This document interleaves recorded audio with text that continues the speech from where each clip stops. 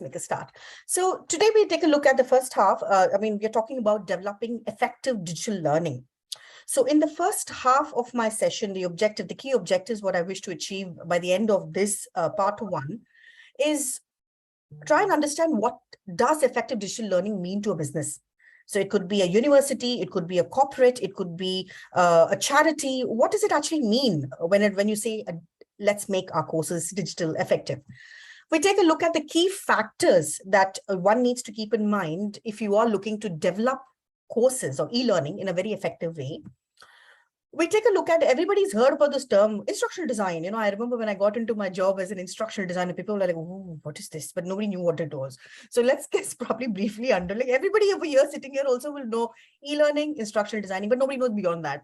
So let's take a quick look at what is an instructional design role. And in a very simple layman terms, I think this presentation is not about giving you a higher end kind of and highly technical. It's about a very layman understanding of e-learning, where we were 20 years ago, where are we now, and what is it all about to make it effective. So it's going to be a very layman presentation in terms of like trying to absorb the content in a very simple format is what I've tried to do here. And it's all about experience. It's not about the research or the university driven. There is theories and researches, but this is more about how is that applied in a real scenario when you're developing courses.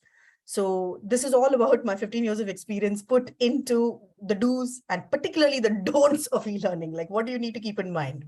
All right. So what does instructional design mean in e-learning? We take a look at, everybody talks about the ADDIE model. So we just take a look at how does the ADDIE model apply to e-learning, which is quite quintessential for us. And then we take a look at, everybody talks in the industry about the different levels of e-learning, complicated, simple, level 1, level 3. What is this? So in very simple terms, we take a look at what are the 3 levels and why is the 3 level of delivery very important when you're developing an e-learning course. So this is the key objective of part 1. By then you'll be so fed up of me, you will want a cup of coffee. We'll take a break for 10 minutes and then we'll get on to the second half of it. All right. So starting with what does effective digital learning mean to business? Before I get into the core element of it, I think one of the interesting article which I read was the rise of digital in transforming talent development to meet the needs of increasing diversity and multi-generational workforce. I think this is where we saw, especially during the pandemic, we saw a massive increase in capacity intake of e-learning and digital e-learning. Everybody wanted to get into it, look at delivering it. So there's been a rise of digital in terms of transforming talent development for businesses, but also looking at the fact that there was an increased demand to deliver this trainings across multi-generational workforce and diversity. What we got to understand from there, from the statistics, we saw that 68% of employees, I mean, obviously, when I talk about training, we're talking about training employees in upskilling and commercial sector. The facts, what we got from but it's important to look at these facts, whether it's a commercial sector learners or it is delivering e-learning to students across. Some of the key factors, what we have observed is that 68% of employees prefer to learn at work. 58% of employees prefer to learn at their own pace. A lot of people, so you're quite surprised to see that this percentage, 58, what used to be about 26% 7 years ago has now gone up to 58% because a lot of people are embracing the fact that digital is the way forward. And then 49% of employees prefer to learn at the point of need. So every person who comes down there understands that if I train, let's say if I'm going to do Prince 2, I have a qualification in hand to get a project management job. So it's always at the learning is happening at the point of need, and 49% of people agree to that. So when you look at a business model or when you're going to deliver training for a business, how does it particularly benefit? So the first element is the better fulfillment of business objectives by addressing performance and skill gaps efficiency. So e-learning within businesses is delivered where you look at, okay, a particular role is there, let's say K9 carer, a role within Docs Trust. Then you know that these are the competency skills. So there's a matrix that you put for each role saying that these are the competencies that they require to have at level 1. When they promote to the next level, these are the different competency skills. So once a development pathway is developed for people, then you would identify what are the skill gaps. And that's where you put down trainings which are very associated to address these skill gaps for within roles in organizations. So there's a better fulfillment of business objectives for companies, providing employees relevant and high quality learning content, because that's again a key element of keeping them engaged, keeping them involved, getting more, keeping it more interesting. Providing employees the flexibility of learning at their own pace. I think that's a key element of e-learning across, whether it's employees or we're looking at students, because it gives them the flexibility to learn at their own pace, and majority of them like to learn at their own pace. So I think that's something that you can achieve out of e-learning. You improve learner engagement. Obviously, it is not as facilitated within a classroom, but sometimes when you're in the class, you're sitting in front of 60 people. How often do we engage all 60 of them? So within e-learning, you put certain mediums or interactivities or questions or knowledge checks or a testing platform to ensure that people are getting more engaged. So the engagement levels or the test of engagement is a lot more effective within e-learning. Not effective, I would say, but a lot more involved with the participants within e-learning, because everybody has to go through that particular process of engagement. Then having accessibility to basically having good learner data. I think within e-learning, your progresses are monitored. So when a learner goes on a particular course, and really is the virtual learning environment where you host your courses. So within e-learning, you can actually see, okay, let's say Professor Vinita is doing a particular training in GDPR. We know that Professor Vinita on 11th of July completed one module out of 2 modules. So she's finished 50% of the training. So there is proper learner progress data, which then can be used to evaluate performances, then can be used to see popularity of trainings, get feedback from people, look at how people are performing on an average across an organization. Let's say 2,000 people in this particular course, you find people are struggling in the first 2 months, then you know that the content has to be reevaluated, or we need to work around the content to make it better. So there is a lot of good access to quality learner data, progress data, which helps in really reporting.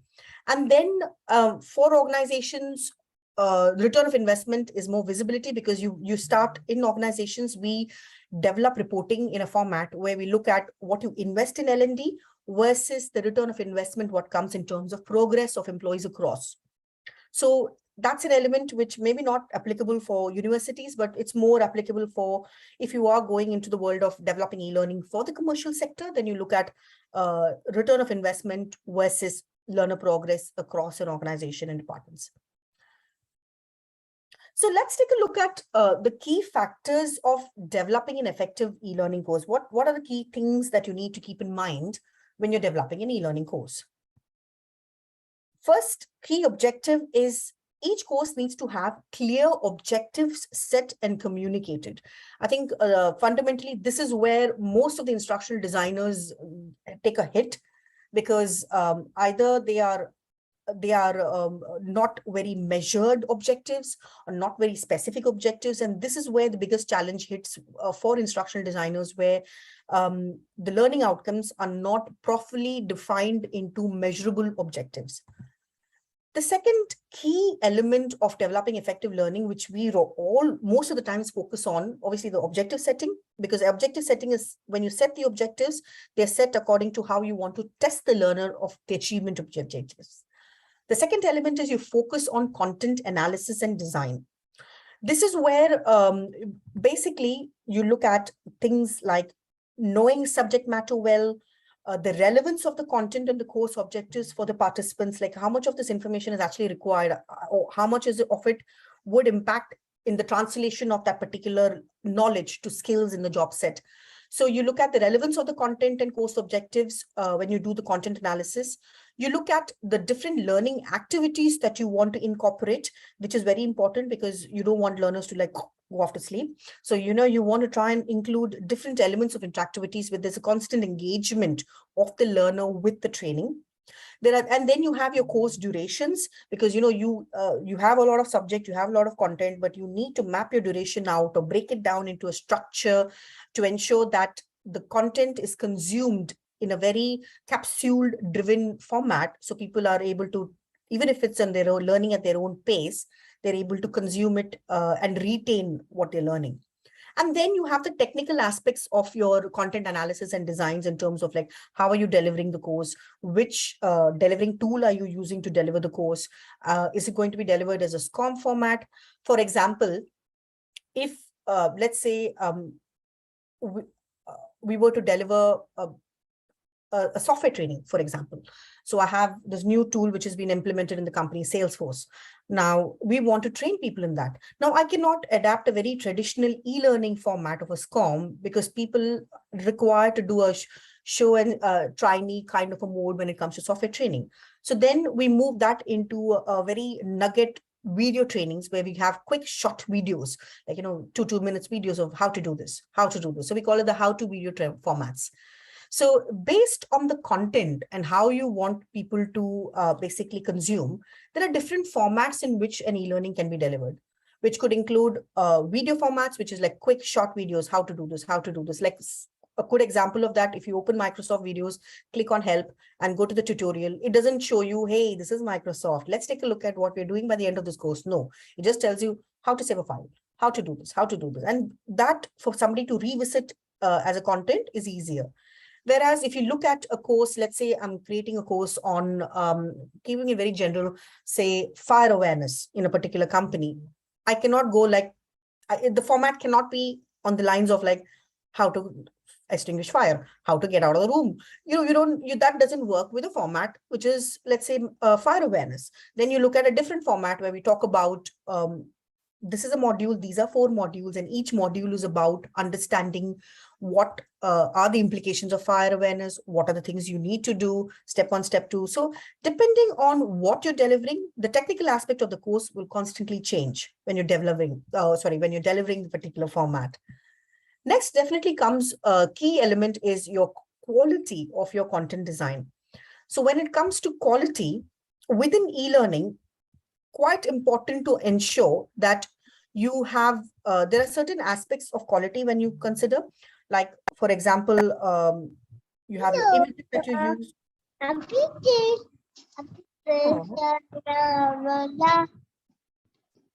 Oh, that is a good way to add some fun into my presentation.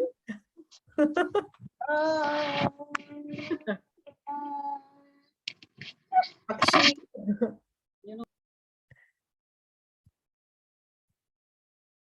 Oh, Dr. Vinita, you're on mute. Sorry. Tell me. I think you were saying something, so you were on mute. No. I was just saying that this becomes such a good part of any presentation. I know, exactly. Now I just lost my. Give some comic relief also. It is exactly not only comic relief. I think it's always a pleasure to listen to little ones, isn't it? Yes. Oh, yes. The little laughs, I think it's absolutely brilliant. Thanks you, Akshi. I know you're a bit embarrassed at the moment, but please don't be embarrassed. We all loved it. Thank you. So coming back, we have the quality of design, where we look at how does a learner navigate through a particular course, the consistency and the look and feel. For example, we have brand manuals across different organizations, which we try to keep it consistent. Simple things. Now, if I'm going to have an e-learning course, which is looking, which has a different design layout in first module, and suddenly move into a second module, which has got a different design or a different voiceover, it's not inconsistent, it's still fine, but there is a level of distraction that happens in the learner's mind, because it's not about the design that the learner needs to learn how to design. It's about what content needs to be consumed. So which is why they say, keep it uniform, keep it simple, keep the design, the voiceover consistent. So those are elements which actually add in to the quality of the content. Keep it easy to read. Sometimes I've seen e-learning courses which go with absolutely Oxford Dictionary put in over there, where people are like, what does this mean? You want to try and break down concepts. Don't use, keep your language as much as possible, not too formal to not too semi-formal, conversational, because those are the elements that actually build into keeping your learner engaged. So easy to read, proper spacing. So when you do e-learning courses, it's quite important where you ensure that even small elements like spacing out content on your screen is very important. Like with studies, we've derived with a value which says that on-screen content, don't go beyond 150 words or 150 to 200 words on screen. and your voiceover per screen. So when I say per screen, per slide in PowerPoint, and the voiceover on screen, try and keep it to 300 to 400 words. Don't exceed it. So even if you're teaching the same content, break it down to slides, because that's where you don't get too detailed or too verbatim in a particular screen. So that's the theory: 150 to 200 on screen, 300 to 400 words in the voiceover scripts. And then you've got the right color theory. Sometimes when you're designing e-learning courses, don't go in for like suddenly one screen comes up with red color, the second screen comes up with blue color. You have to consider keeping certain elements simple and consistent. Also, due to the fact you've got something called as a Compliance 508, where we look at developing courses which are more friendly to people who are slightly handicapped or challenged. I wouldn't call it handicap, I would say challenged. So some people have difficulties in reading in certain color combos. Some people like higher text. People like to add closed captions. So if I'm not able to hear properly, then I can actually read the captions and learn. So those elements also contribute to making your quality content designed course, purely because of the fact these are elements you need to keep in mind when you're developing a course. Easy navigation, coming back, I think you must be wondering why. Why do you need to make it navigation? Does it really matter? Definitely matters, purely because of the fact some of the courses you want learners to take one baby step at a time. So what you would do is when you design the e-learning course, you keep a very linear fashion where you say, finish the first module step by step. Second, finish an assessment little by the end of the module. And then your second module is made available to them on completion of the first module, because you want them to achieve a certain level of competency in the first module, before they move on to the second module. So that is a navigation which you set for, let's say, a content which is extremely important to learn. Like, for example, last week we were developing a course on defensive handling for animal and behavior research team. Now, this is a course where we are talking about the ladder of aggression in dogs. So how to identify the early warning signs of a dog being stressed or under pressure, because once you miss these warning signs, the behavior gets a bit more aggressive, and it's important to note those early warning signs. So then that a training of that magnitude is important for people to reinstate those early warning signs. Then we make the course a bit more linear in the navigation, just to ensure that it is more consumed and people are tested at various levels before they move on to learning more. Whereas if you see a GDPR and a data protection or GDPR course, it's a compliance. You don't want people to be absolutely thorough. You just want them to be aware of what's going on and just be, and more so it's more for company, like, a tick box that says, okay, these people are now all compliant, we are compliant, we have done the bit of training them. So then in that case, you wouldn't go for a very strict navigation, because you're like, they just need to know. So they can move around the course however they want to move.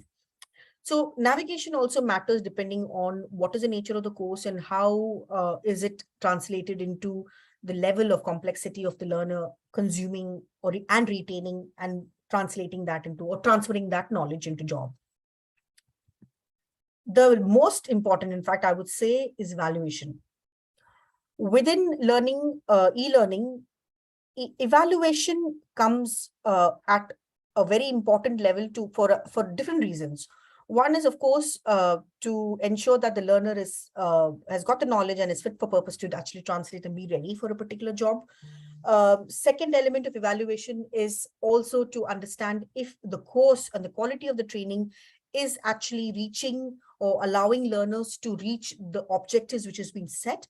If not, do we reiterate the course, work on it? So evaluation happens at different levels. For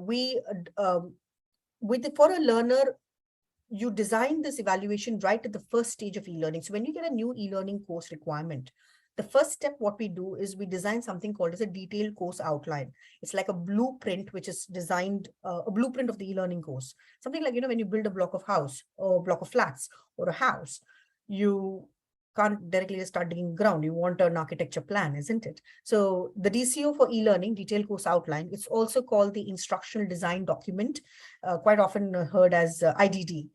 So that particular document basically gives a structure to the course, where the whole course is divided into modules and modules into topics, what's been covered, and topics is broken down into slides.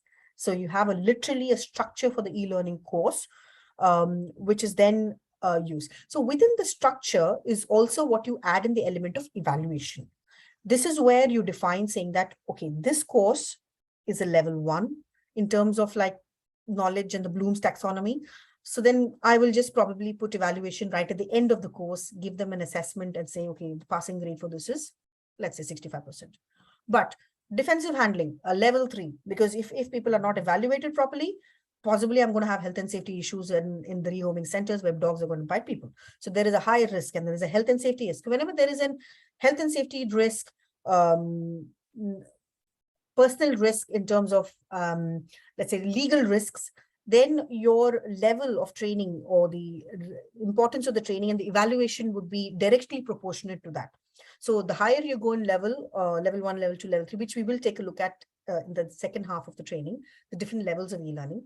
So if you take a level 3, then you see the evaluation goes a lot more. Then you want, it's more structured. You evaluate them at a lot more stages, and you look at how you want to evaluate them. What is the nature of the questions? Is it going to be, obviously within e-learning, bear in mind, most or highly advised is to keep your your evaluation or assessment objective, because it's easy to evaluate. And your system has got its limitations. So you can't, yes, people can write their own essays, write the theories, submit assignments. But then bear in mind, if assignments are submitted by people across the globe, you need the man force or the manpower to actually sit on the other end and evaluate all of them and grade it. If you've got that, then brilliant. But within the corporate sector, most of the questions or the way we design our assessments are usually objective based. So it's multiple choice, single select, multiple choice, multiple select, simple things, true and false, match. So whatever can be given, that can be done for the learner to be given an immediate feedback. So one of the biggest challenges you will see when you're migrating from a classroom training to e-learning is, how do I evaluate? If within a class, you've got people writing essays, you're marking them, or they're doing it, submitting online, you're marking them there.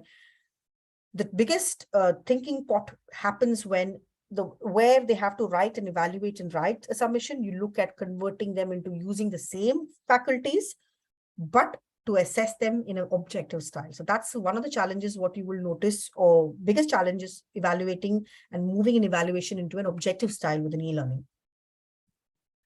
So effectiveness of learning and development obviously is an important factor for instructional designers, and its challenges can be overcome by using what I would say a proper development methods and techniques within e-learning.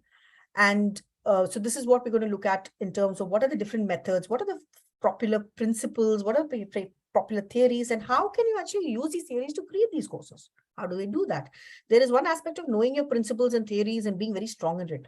But then the other aspect is, how do you actually convert that into making an effective e-learning course or making an effective digital learning medium? So effectiveness of learning and development is an important factor also for instructional designers, because of the fact that you need to overcome all these challenges what we come across, which is in relation to poor content which is designed, in relation to the quality of the content, in relation to the evaluation, effectiveness of the evaluation. So these are the elements what an instructional designer always keeps in mind, setting, and we will look at most of these in detail with the theories and principles in the upcoming slides. Any questions so far, guys, in terms of like the factors of developing effective e-learning?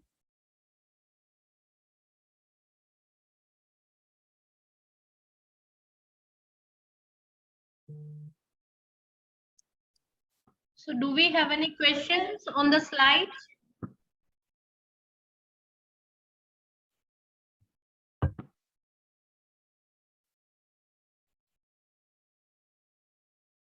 Or we can move ahead with the session, ma'am. Yeah, sure. Gibu Sabu, are you there? Did he have a question? Gibu, do you have a question? Or is it all clear so far? Yeah, No, he had raised a hand, I think, in the earlier session. Perhaps he did not. No, he didn't raise. I just picked one person to just ask. Okay, great. Oh, so I just want the uncanny, session to be more interactive. So, Gibu, sorry, I picked you. I really find your name very cute, like Gibu Sabu. So I said, Gibu Sabu, any questions so far? That's right. I think even our scholars, so much interesting discussion on instructional design and the ADDIE model. Hey, I know ma'am, that. moving on, I have one question. Like when you were talking about easy navigation in terms of quality content design. So can you please elaborate, like, whenever we have to develop our content, e-content for the flip mode classes, we add some images, audio, YouTube link, Wikipedia link, or, sometimes ebooks and Yeah. material. And there are certain specified websites also which we try to navigate to prepare our content. So can you just help us? Like there are many other tools available these days which can help us prepare better content. Yeah, definitely. One of the popular tool I would definitely recommend is iSpring. I know everybody talks about Articulate and authoring tool, and this is like, wow. But to be honest, Articulate, if you're running an e-learning company and having like probably developers sitting there, great tool. But for somebody who's a professor who wants to quickly learn e-learning, I wouldn't say 360 because it's quite overwhelming. And I've seen a lot of people trying to, okay, I'm going to learn e-learning, Articulate 360, or it's very easy. It's not easy. Easier tool I would recommend is iSpring. Why? Because what iSpring does is it just appears as a plugin within your PowerPoint. So if you look at it, if most of us have excellent PowerPoint skills, we have excellent animation skills. What iSpring does is it puts a plugin where you can actually add audio bits, sync audio bits, add animations, add interactivities, quizzes, and simulations within the PowerPoints what you've designed, and allows you to export that in all the formats of e-learning. May it be a video training you want to develop, you want to put in SCORM course. SCORM is the format which goes into e-learning because it's easier to progress and monitor progress. So iSpring would be my personal suggestion in recommendation in terms of a tool, what you want to use for people to quickly move from being classroom trainers to a quick e-learning development format. Their trainings are very good. They're free, they're available, and licenses are more reasonable than, in my personal opinion, than Articulate. Thank you, ma'am. Thank you. No worries. So moving on, coming back, bear with me. Yeah. So we're talking about instructional design. So what does instructional design mean? Trust me, even I don't know till date what does it mean, though I'm an instructional designer for so many years. But I think I read a definition which I thought, oh my God, this is so instructional design, because there are millions of things that define an instructional designer. But I think instructional design, before you understand what a designer does, it's important to understand what is instructional design. Instructional design is the complete process that involves the systematic method of planning, developing, evaluating, and managing the instructional process so that it makes learning an effective and memorable experience. So always it working backwards. It's about, is the course effective? Is it memorable?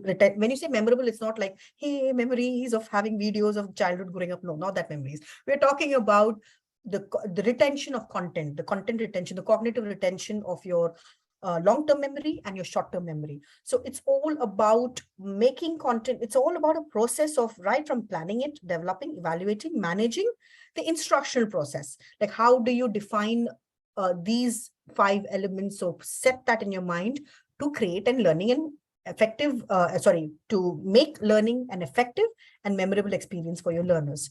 It is basically the methodology that defines it. This is the key thing which always runs in my head, and I pin it up and keep it to, and I tell all my members who I train in this training is that it's all about these keywords.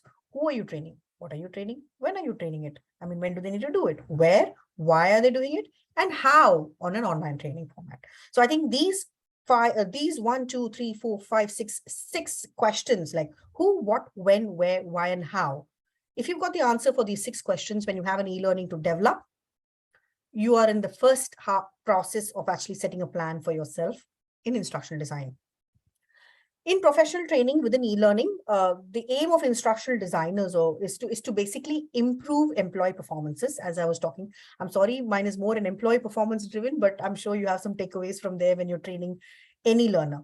So in professional training, you've got the aim of instructional design is to improve employee performances, as well as to increase the organizational efficiency and effectiveness. So that's where we work as instructional designers to work around it.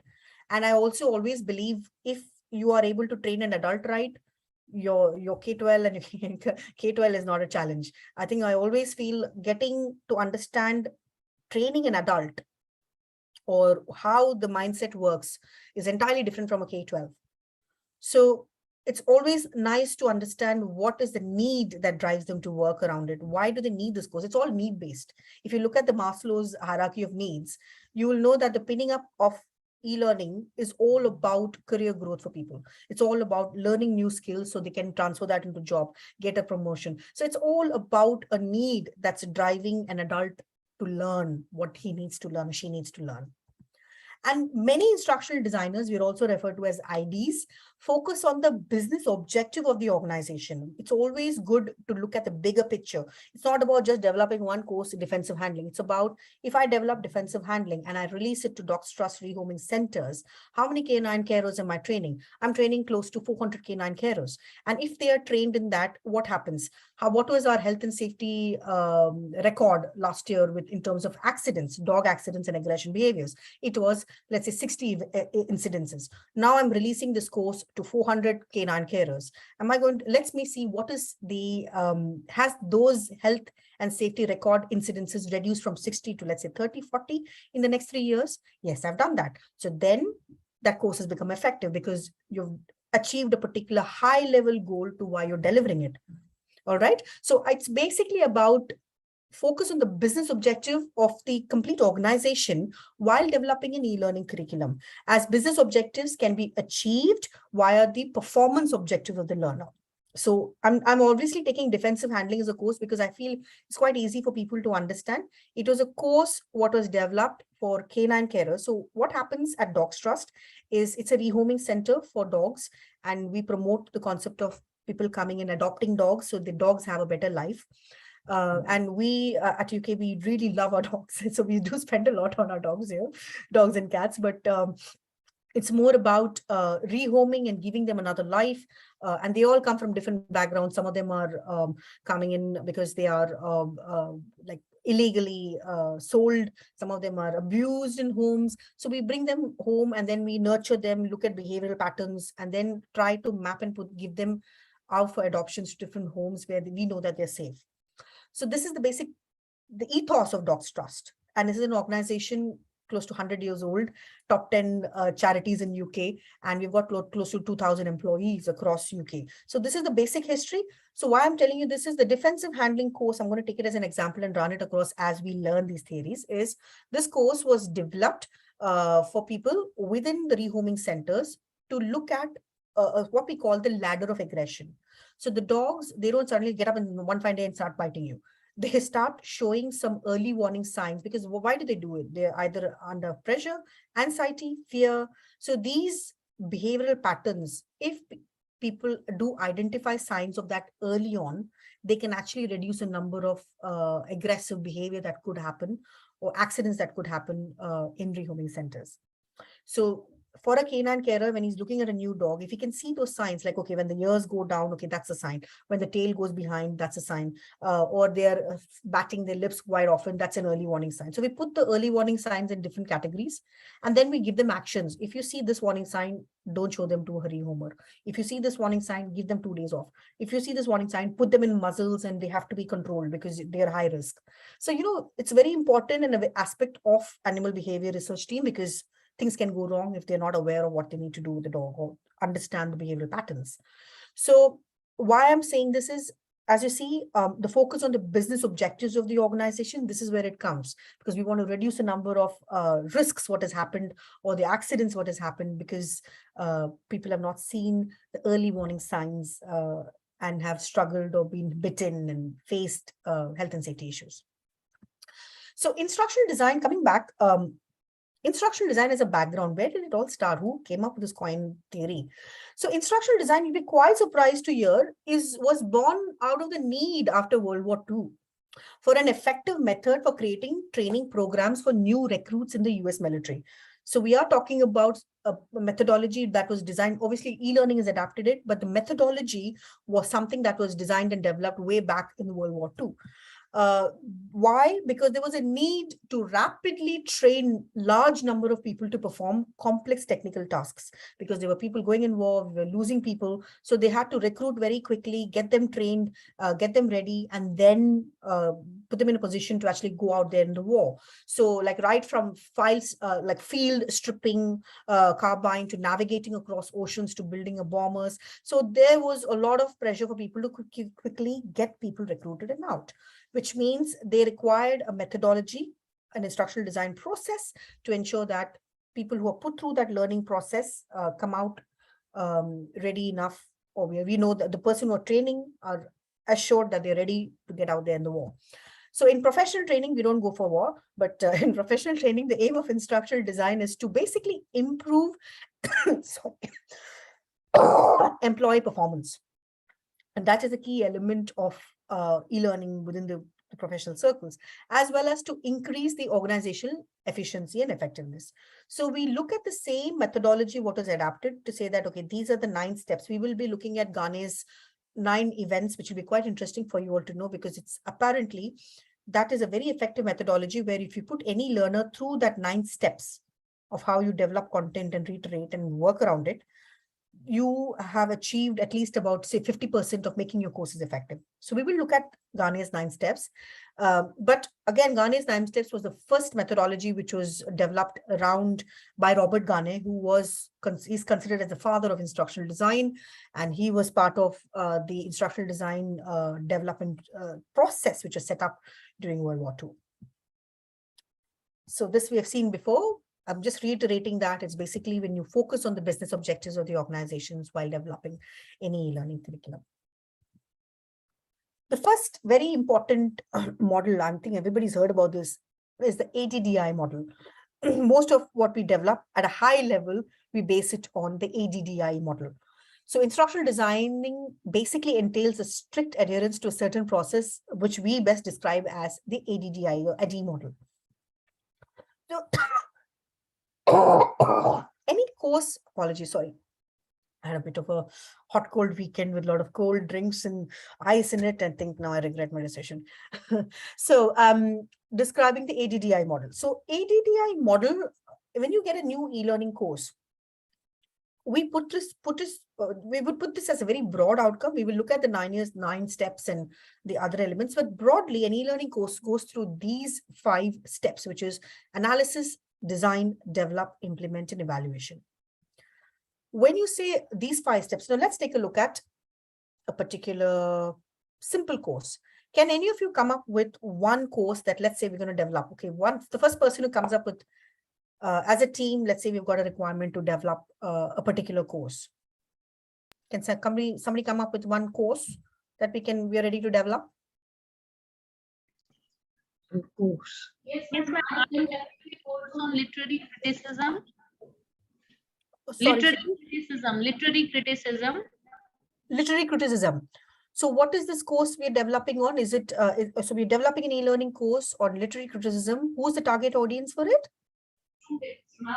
Students, masters, MA third students. Okay, master course.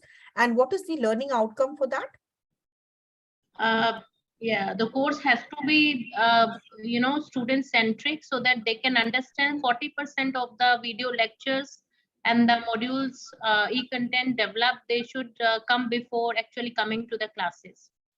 Okay. So we just want to see their preparedness before they actually come to the text reading. So we prepare PPTs and video lectures and some other assessment tools we are using. So the students, before coming to the class, are already informed that what are we going to discuss in our class. Okay. So when you say literature criticism, this is a kind of the do's and don'ts on how to handle critics when you're writing any format of literature, or is it a particular format like media? Is it just any literature that you write?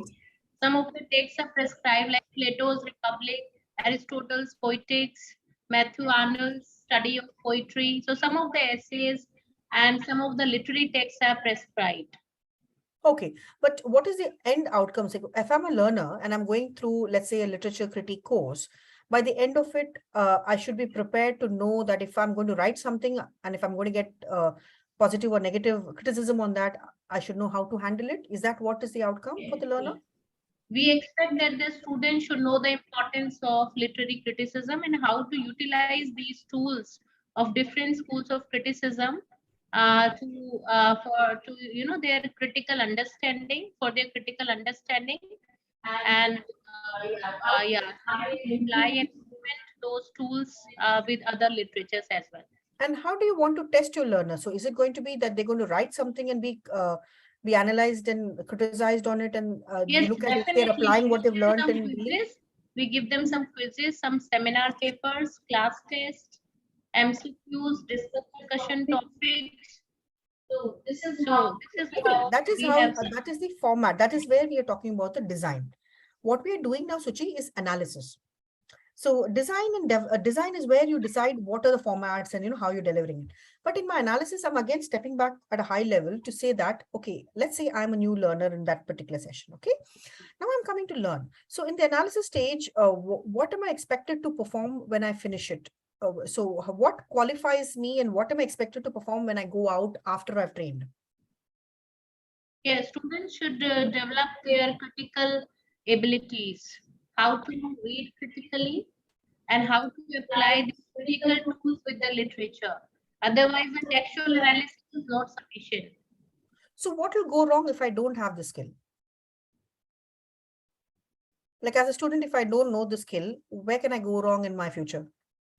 Okay. So I guess I will be doing weak student analysis. I will be having counseling sessions.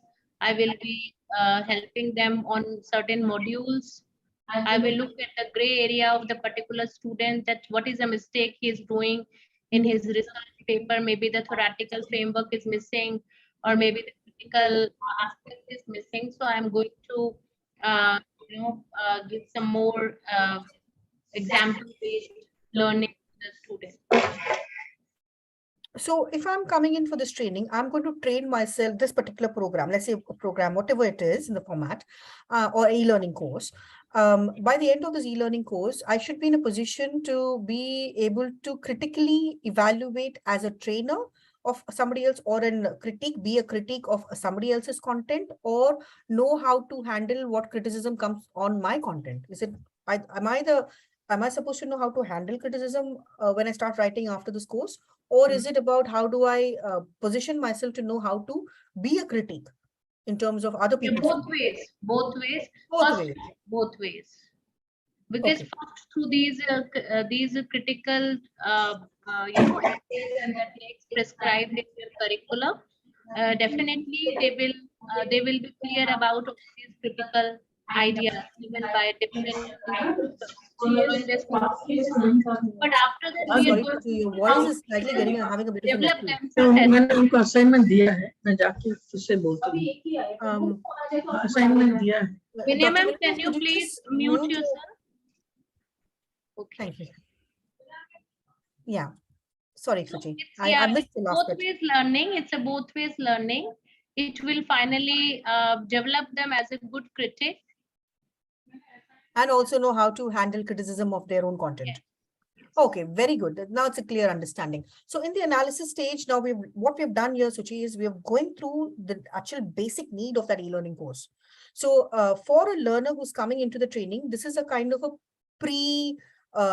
pre-session, pre-training. I would usually call it the pre-training, where you're putting in upon some X hours of working. Like we define saying that pre-training, you have about 10 hours where you log in online, you do all these training, take the assessment, pass it, and then you are eligible to come into class. So what happens if I don't pass that session? Can I still come in for my session? Yeah, definitely. So likewise, literary criticism is just one of the examples I gave you. Like I'm preparing my e-content on African literature, Australian literature. We'll stick to this only, Suchi, because we are taking an example and we are taking it across the ADDIE model. Yes. So what I want to do is I'll stick to this whole concept. We're taking it a very, let's consider this not as a very subjective way of dealing with the requirement. Let's say, Suchi, you are, I'm an learning solution advisor, and you come to me saying, Sangeetha, you need to develop this course for me. All right. And this is this condition. So these are the questions what I would be asking you to go through these analysis stages. And then we will take the course across all the stages, because it's very easy to tell you what is ADDIE, but unless and until we don't apply in a scenario like this, people will not understand what is ADDIE. So we are building a scenario between us. Let's say we're doing a role play, Suchi. So you're my client and I'm your solution architect, and I'm asking you these questions to build a pre-training. Okay. So what I get to understand is, this is a pre-training. How many hours of training is this that they're expected to do online before they come in class? Yeah, depending on the modules, depending on some pre-reading material, which is uploaded on portal. So Approximately. it's like, not actually hour-based. Yeah, but always one of the step what I will do when I'm designing for you, Suchi, is to put a plan in place for your learners, which is, even if it is a pre-training, first is to give them a schedule to say that this pre-training is going to take you approximately 6 to 7 hours, approximation. Seat hours. In e-learning, we call it a seat hours, where we say, in layman's theory, it's like if I catch somebody and put them on a seat and say, don't you dare move, it will take them 6 hours to complete. So that doesn't mean that they're going to take 6 hours only. It may go across, but we call that as a seat hour training, learning hours.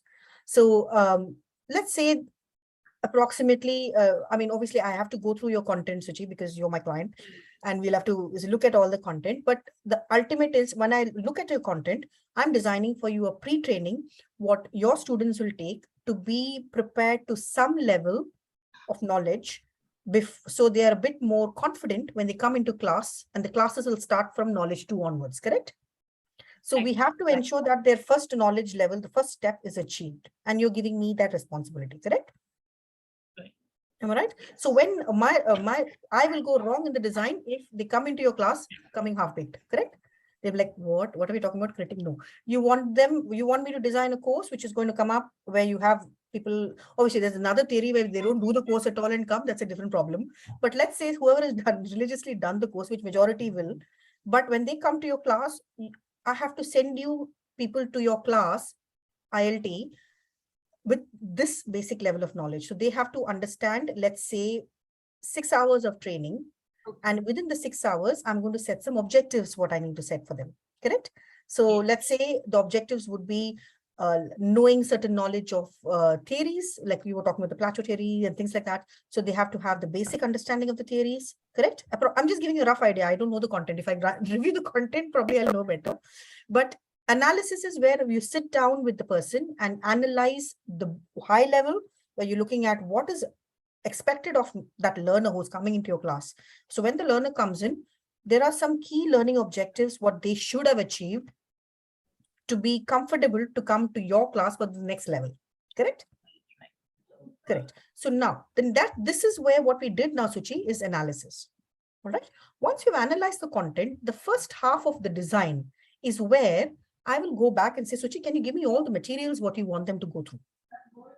So let's say you're sending me, okay, Sangeetha, there are 3 PDFs, 2 videos. And the basic thing is they have to ensure that, just make sure that they know everything what is here. And so when they're in the class, they're a bit more confident. All right. So then I would go back, spend a day to go through those materials myself as an instructional designer, go through all that material myself. The first half of the design stage is where I come back to you, Suchi, and say, okay, Suchi, I'm giving a very hypothetical situation. I'm sure it's entirely different, but I'm coming back to you and saying, okay, Suchi, now for this training, I have put down something called as a course outline. It's a Word document that comes to you where I say, okay, we have to ensure the learning outcome is the learner is aware of these history behind the critiques, literature critiques. The learner is in a situation to understand why this training has to be done for them. Right. So we are defining the whys of the training, as you saw, why and who. Who are we delivering this to? So by the end of this e-learning course, the learner would be able to, one, define the benefits of learning literature criticism, identify the history of literature, look at the different areas of the fields, what they can actually explore if they have learned the skills, and in a broad overview, have an understanding of what is the structure of this whole program. Like, okay, and then, so I'm assuming let's say the people who are coming into your class should understand the basics. should know a bit of the history, and then they should understand why they're doing this training and the total structure of the program. So they know that it's not just the e-learning, but by the end of that whole lecture or that term or the semester, this is the high level that they're going to learn. Okay, they've got 10 hours of e-learning that they need to finish. So when they finish that, these are the learning outcomes. And then they have, let's say, 36 hours in class. So we define that structure and get them prepared. And then I send them to you in your class, Suchi. Are you happy with the design? So then Suchi would come back and say, Suchi, I can't hear you. Exactly. Yeah. So I'll come back to you saying this is the plan. So then Suchi said, no, I don't want them this area to be too much in depth. This is what we'll cover in class. Don't cover these bits. This, just keep it simple.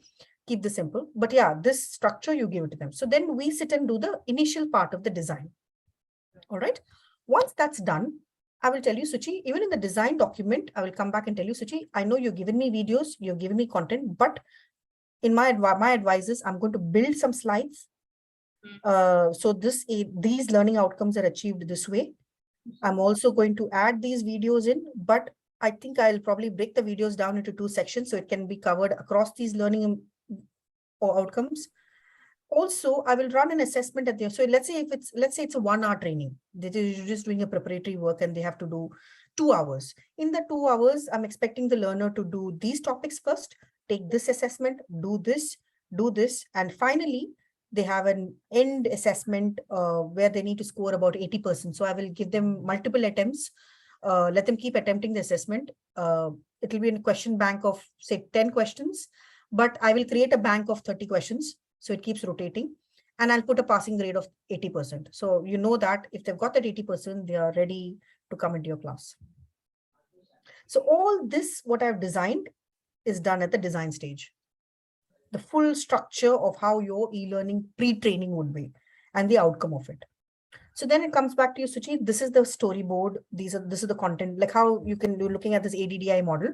You'll have a storyboard which will say, okay, first screen, welcome to this literature critique. The purpose of this training. Let's take a look at the history. I'll do the whole structure in a storyboard to you, the e-learning storyboard. So after the course outline comes to you in the first half of the design stage, then we move on to development. Development is where, between development and design is where we start storyboarding it for you. So a design second half, I would call it, is where storyboarding. So once you've given me and go, like, okay, Suchi says, great, the outline is brilliant. I like your plan. Let's make it 3 hours. This is the outcome. If they've passed 80%, I'm great. I go back then and I start doing the content. So I listen to the content, start developing it, or I add the videos and I come back to you saying, Suchi, I wouldn't say put a 2-hour video over there, they'll die. So, I'm going to pull out some content from the videos and create the content, and then probably put only this bit of the video as an example. So all this decision is taken at the design level and a storyboard is developed and sent back to Suchi. Suchi, are you happy with the storyboard? We will do it in this way, because if you do it this way, it doesn't get verbatim. Here, I'll probably add some interactivities. Like, for example, is this a job of a critique? I'm going to trigger their thinking process to gain attention. So they may have some past idea about what is literature criticism. I'll throw some questions. What is your idea of, is this a critique? Is this a good critique? Is this a bad critique? So I'll put them into some scenarios to get them thinking, oh, yeah, let me just think. Let me see, okay, get them involved. So all that content is built into something what we call the storyboard.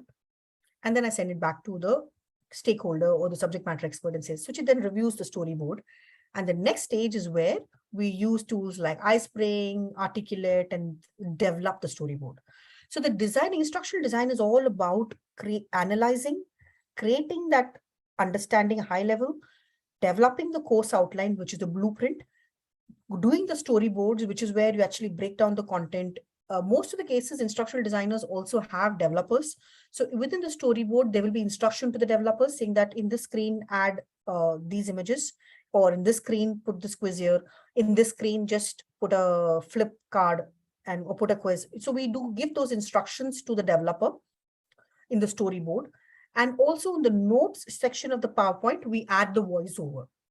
Like what is going to be spoken in that course. Like, welcome to this e-learning course. By the end of this module, you would be able to do this. So the voiceover script is put down in the notes section. So I will be showing you examples of a storyboard, what it actually looks like. And once that is done, I send it back to Suchi. Suchi's like, okay, yeah, this is fine.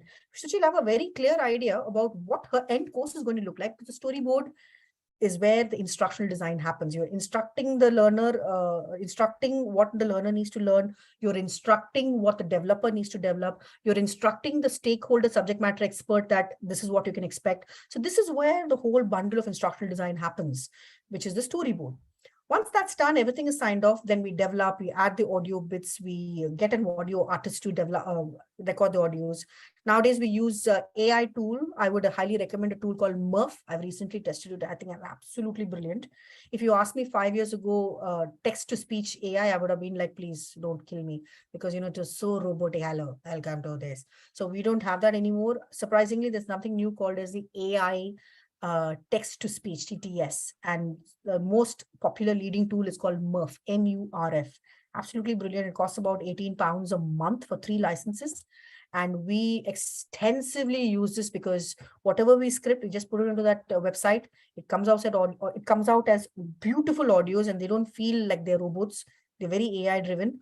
Also gives me closed captions. I just throw everything into my PowerPoint and then just publish it off in iSpring. Quick, rapid e-learning development method. If you need it, ask me. It's all about rapid and fast and getting things done. So Murph is a great tool. iSpring is a wonderful tool. If you want making a start, I would definitely recommend iSpring over Articulate. All right. Now, coming to the next is, sorry, bear with me. So we saw the stage where Suchi is now, the course is developed. Let's say and it's come out to say 3 hours of pre-training that the person needs to do, seat hours before they come in, right? Now, when the course is developed, there is a platform where you need to put the course, correct? So then in the analysis stages, I would sit and ask you questions like, where are you hosting this particular course, Suchi?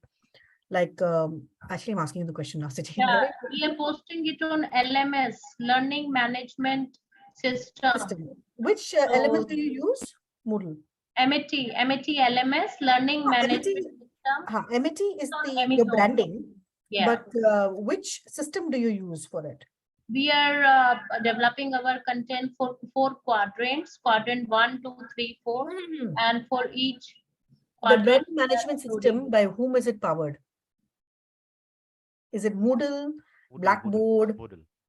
Is it Moodle? Fabulous. It's Moodle, not Blackboard. I think what you're asking Moodle, is no? it is Moodle. Moodle. Fabulous, fabulous. Yeah, agree. I think the LMS for e-learning for universities is Moodle. Trust me, I've never seen a university that doesn't use Moodle. Very rare. But another, I would also just suggest is Moodle is an open source. You can take it, you can develop, you can do whatever you want. If you've got companies to develop it for you, great. You can customize it. Reporting engines can be built in.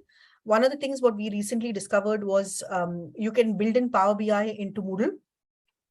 Power BI is a business intelligence tool that we use to pull out data and reflect them as excellent reports. So for corporates, we designed that CMTI reporting, where it says a learner can see where they progress. CMTI is corporate management team and individual reporting, where we said at individual, these are the things that they need to see in their learning dashboards. For a manager, these are the things they want to see. These are your team members. This is where they're progressing with compliance training, rule-specific training, etc. Then you have the management level training where we are department-based. Each company is based out of, like for example, DocStart has got 8 directorates. So you've got operations, you've got HR, you've got different functions. So that level of training where we're looking at what money has been invested for that department and how much of training has progressed. Like how many people are compliant, not compliant, etc. And then you have a corporate level training, which looks at, as a company, what progress have we made overall? 67% of progress across compliance this year, 30% progress across role specific. So you've got different stakeholders and you can build these beautiful reporting based on your requirements for corporates, for universities to understand how much is actually being trained and people are training and what are they working on. So Power BI is another tool which we are using to integrate, and it works beautifully well with Moodle, something you may like to note. Brightspace is another LMS, which is a very university-driven LMS. So at some point, so LMSs are 2 types. You've got open source. What happens is that these are free sites where you develop The developer takes the code and then you customize it the way you want it, host it in your own server, do whatever you want with it. That's your open source. And then you have SaaS, SaaS platforms like Docebo, you've got Brightspace, Totara. This is where you don't need to do the customization and running and headaches. They do it for you.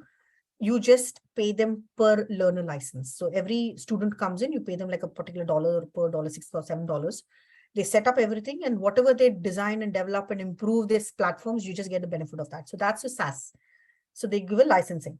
So if at any point Amity decides, I don't want Moodle anymore because it's like too much of work involved, because for about 8 years of my life, we designed and developed Moodle, but we also realized that so much of cost actually going in and retaining and maintaining it and improving it. So which is where we moved into a SaaS model where we went with an external provider who provides the whole design element and keeps upgrading it themselves. We just pay them a per learner user license number. For SaaS, if you're looking for university, I would highly recommend Brightspace. The company is called D2L, and Brightspace is a very popular university-driven SaaS LMS. Just some insights. So I know I don't come from a very theory background, but it's a very practical, down to earth, what's happening in life out there, e-learning. So these are some pointers out of experience that I would like to share with whoever can benefit out. So coming back, Suchi, to our case. So now we've got this whole plan there. We know that we're putting it on Moodle LMS. So in the development cycle, what I would be doing is I would do a prototype first for you, where I would say that, okay, the pre-training is going to carry 3 modules, and it'll take 3 hours for people to finish it. This is the 3 modules. Each module will be a separate PowerPoint or a separate SCORM that will appear on your e-learning course.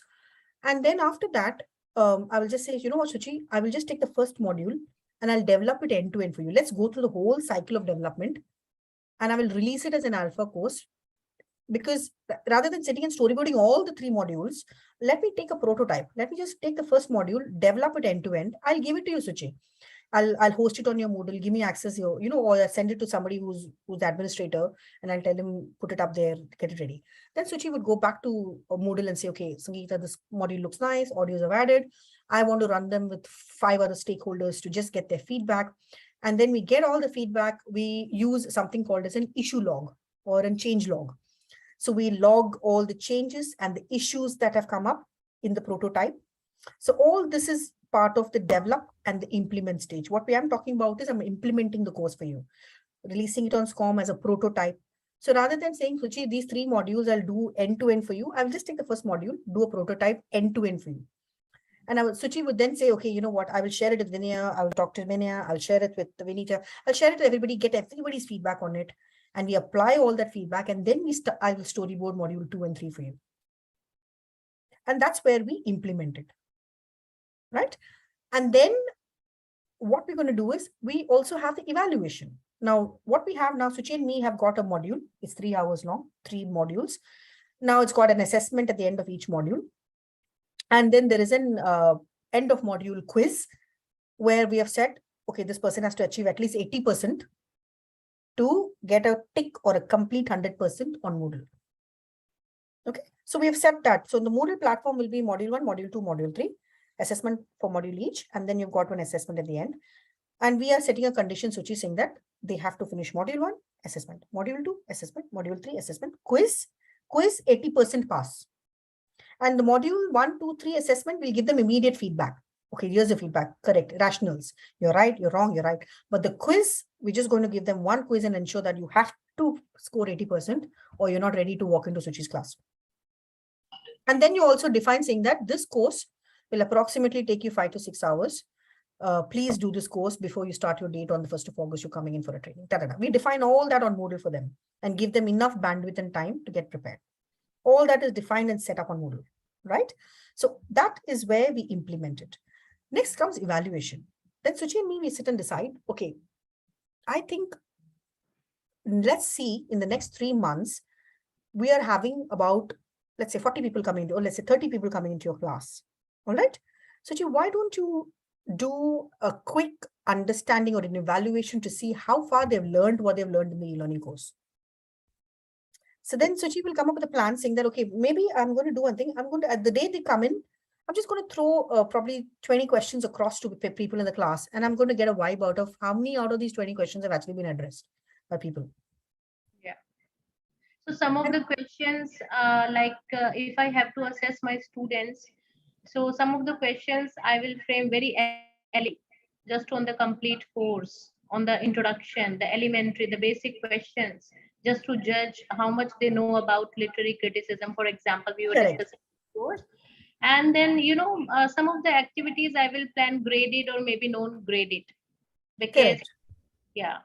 And Correct. then definitely advanced level questions. I will frame some discussion topics, or I will be sharing some research papers. So some questions will be based on research paper particularly. If you read these research papers, come to the class, and then after discussion, I will open this quiz, and this quiz will be completely based on this particular research paper.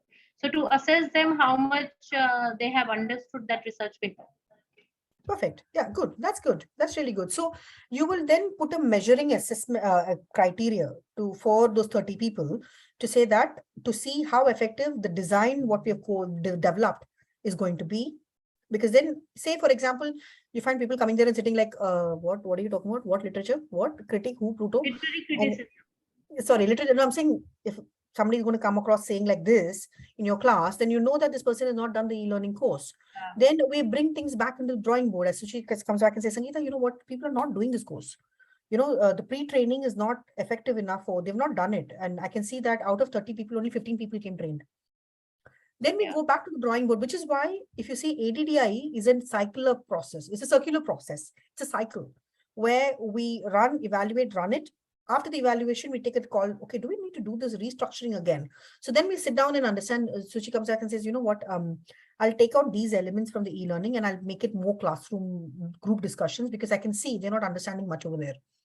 That's not been grasped as much as what I would expect them to grasp. So this is where the evaluation happens, like in this scenario. And each e-learning course is different. So each e-learning has got a different parameter of evaluation. But this is how we would sit and evaluate this particular course, correct? So then we will go back and I'll say, Suchi, I think it's a better idea where maybe you let them finish everything and score, and only then start what you're starting. So yours, make it as a level 2. Or maybe we should do a refresher when they come to class for whatever is done on the e-learning platform. A kind of a quick first 2-3 slides you should probably refresh and see, so they can refresh themselves on what has been learned. Or you could just do a pointer, which is like a statistics, which as soon as they come in, you show that, okay, 30 of you are there, welcome. But I can see that only 20 people of you have actually finished 100% of that pre-training. So kindly use the time today and tomorrow to finish it before you come back to class. So then you've got statistics of the reporting of the pre-training online, which you can export it out of Moodle and go when you're actually going in for your training. You don't have to tell anybody you have not done it, you have not done it. But you can say that I can see that there's only 20 people who have completed the training online, and there is still 10 of you left. So please, I kindly advise, this is the preliminary.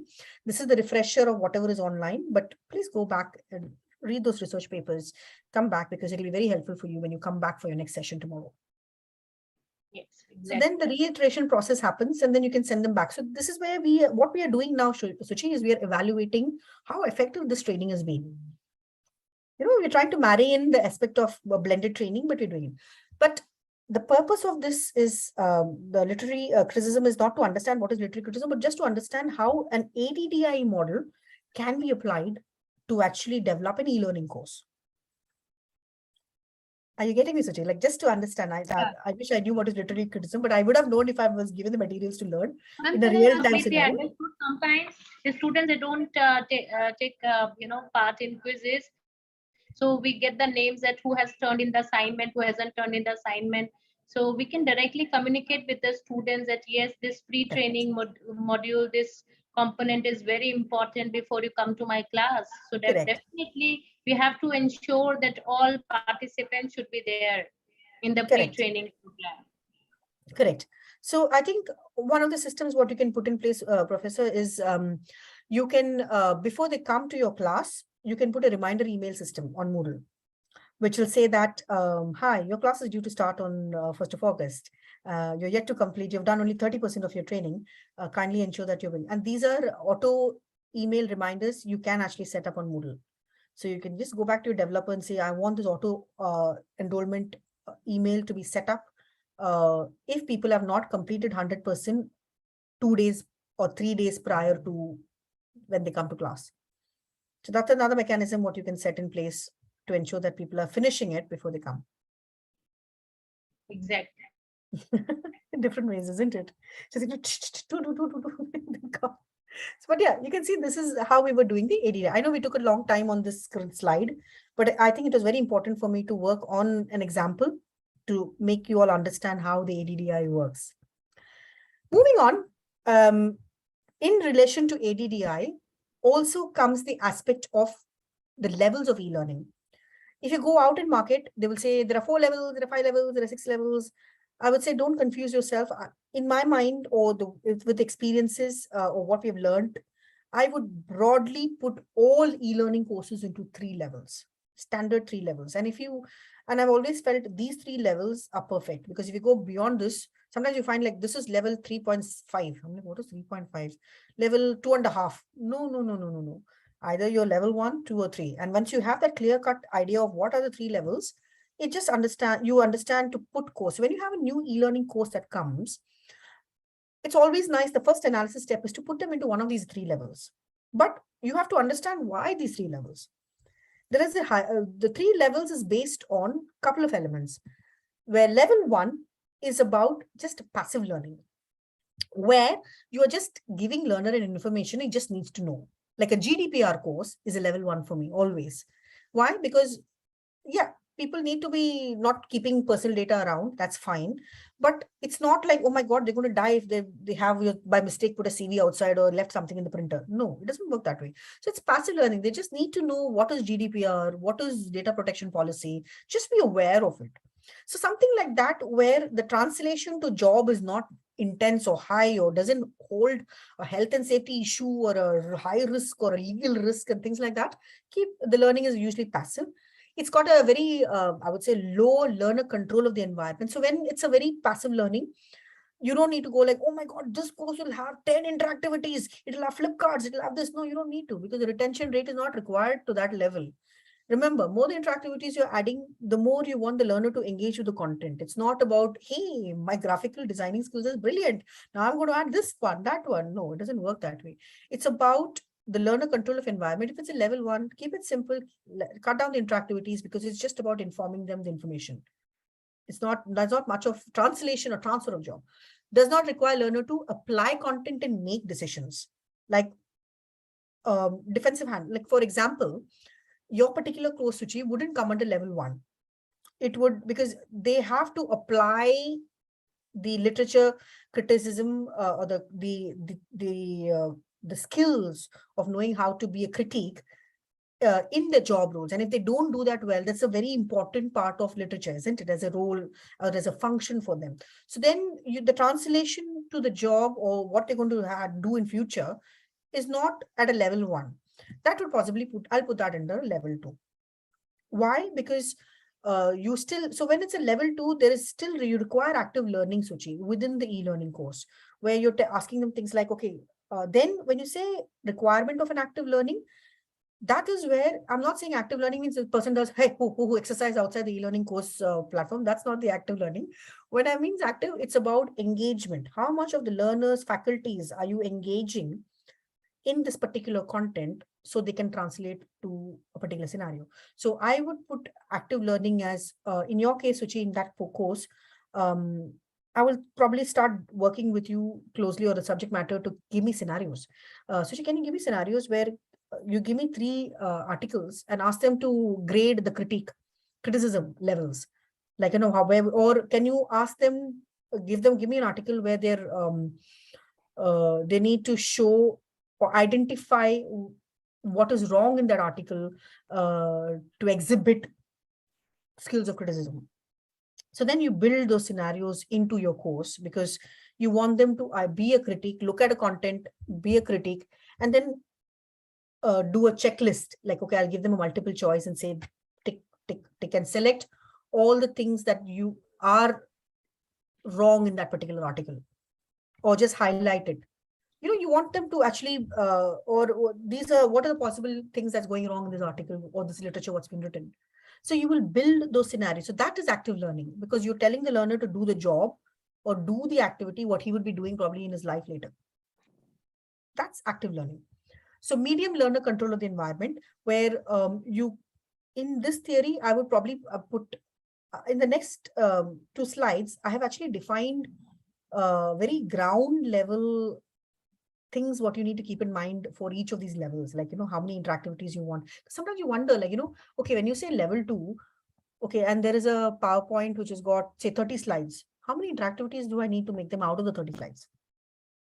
So those are questions what you have as an instructional designer. So that's the answer what is there in the next screen. First is to understand what are these 3 levels. And in the next screen, I've actually defined, ideally keep it so many interactivities. Ideally doesn't mean that, oh my God, my level 2 course has not got 20 interactivities, I'm going to die. No, ideal, like, just best, it'll be nice if you put these in there. So you're reaching some level of effectiveness. So then requires learner to apply content and make decisions, which is important for level 2. As you can see, Suchi, yours is an example of a level 2. There is an emphasis on application and transfer, because they need to be critics in market, in out there. There's an application and transfer into job. You can ignore the last one. I'm just giving examples of tools what you could potentially use to develop a level 2. And then a level 3 is where you've got a highly active learning, where it's very important for learners to have a good control of the environment. They're constantly working on it, because it requires the learner to make complex decisions in the real-time scenario. And there is emphasis on 3 elements. It's just not application objectives, but it's application, the transfer, and the reflection of what has been transferred. So when you want to teach somebody and the outcome is all these 3 elements required to be achieved, then it's a level 3. That's the standard way of putting across what the 3 levels are. Level 1, application. Level 2, application and transfer to job. And level 3, application, transfer, and reflection of what's been transferred. So this, I'll share this with you all. I think I just put this across because this is something which I've always learned out of experience. You need to put, and this is where it is. So this is a lot of information for you all on screen. But if you are going to develop an e-learning course, this is something like a reference guide, what I've put together, which just says, okay, if you're doing a level 1, ideally try and keep the audio. Yes, no. Level 2, yes, I would definitely suggest that you have a voiceover driven course, put an audio, put an audio. Content presentation, keep it as text with subject related photos. Perfect for level 1. Content presented with relevance to pure source content. Level 2, text with subject related photos. Yes, great content, but also customizable navigation structure. Think about your navigation, how you want to set the navigation for a level 2. Like Suchi, we were discussing about, these are the modules. How do you want the learner to navigation is just not through the interface, but also through the learning process. So we were discussing in the navigation of like how much of it that they're doing in the pre-training, and how do we ensure? So that's again a navigation process. So we need to define that for a level 2. Also for a level 3, you also work around another level where we look at the customizable navigation within simulated work environment. All right. This, I'm not going to go through this in detail because this is just a reference guides, and I don't think if people are applying this, great. But I'm not sure if 33 people sitting here are going to apply this. So I'm just going to leave this and share the slides. So at some point, if you are going to develop an e-learning course, or you want to try a hand, you're a trainer, you're a teacher in class, and an instructor-led trainer. No, I want to try converting this into an e-learning module, makes it more accessible, consumable, more 24 hours access. You want to try it, then definitely come back to this slide, because the first step what you'll be doing when you get an e-learning course is to decide which level they are going to fall into. And then we saw that ADDIE process.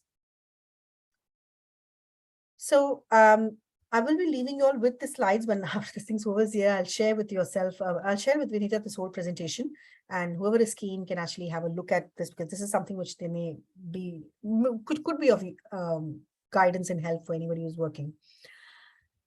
So, end of part 1.